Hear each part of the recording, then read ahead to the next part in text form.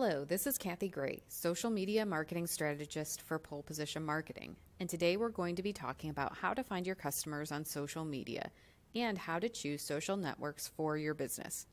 Let's channel our inner Magnum PI and get started. Here's your mission, should you choose to accept it. First, we want to identify our suspects or our target customers. Second, we're going to begin surveillance. Then we will determine the networks we're going to use to connect and engage with our target customers. Let's get started on the first part of our investigation. We need to identify our target customers. First, we're going to gather intelligence. We want to know what their gender is, what age groups they fall into, their geographic locations. If it's B2B, their job title and company.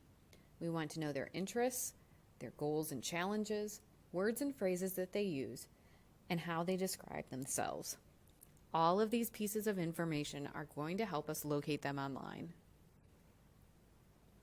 So we'll set up a profile of each of our target customer groups. Here's an example from a client of ours. They sell women's ski apparel. One of their target customers is the Midwestern Mom, who just happens to be like me. The demographics of the Midwestern Mom is that they live in the Midwest states, obviously. Their age is mid-30s to 40s. They're typically a college graduate and work outside the home.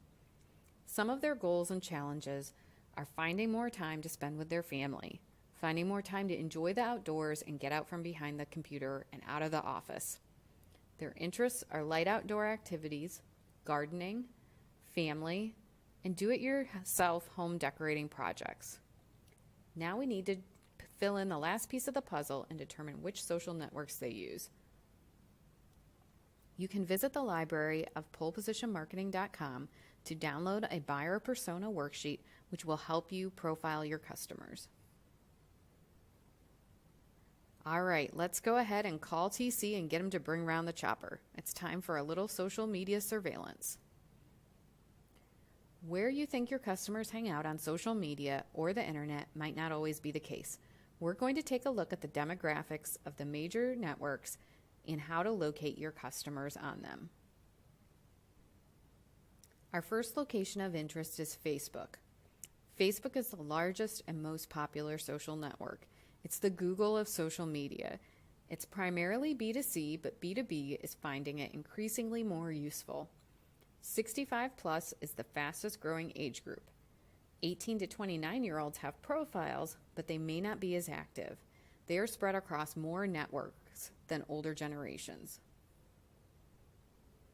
So how are we going to find our customers on Facebook?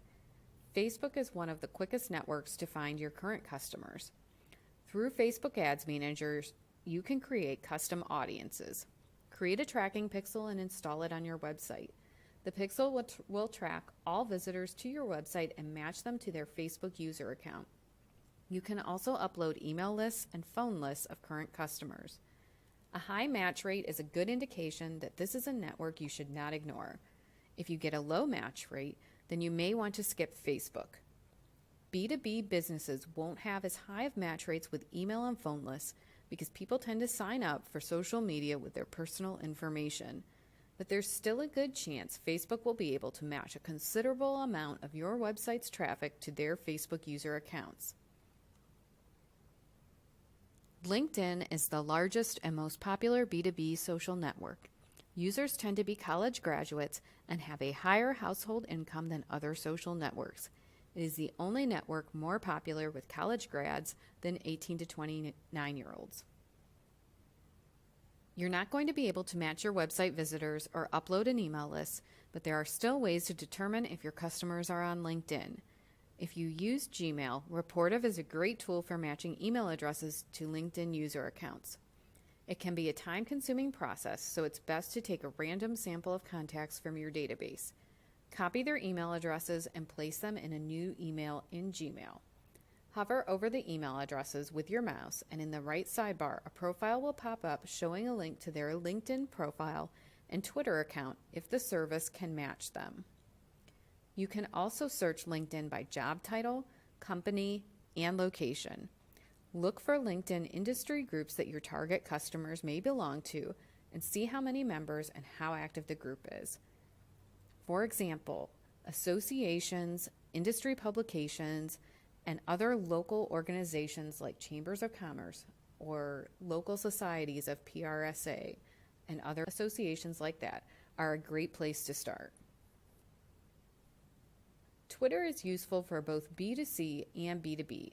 It's great for online PR and building relationships with industry influencers and bloggers. It's also a great customer service platform. It is most popular with the 18 to 29 age range.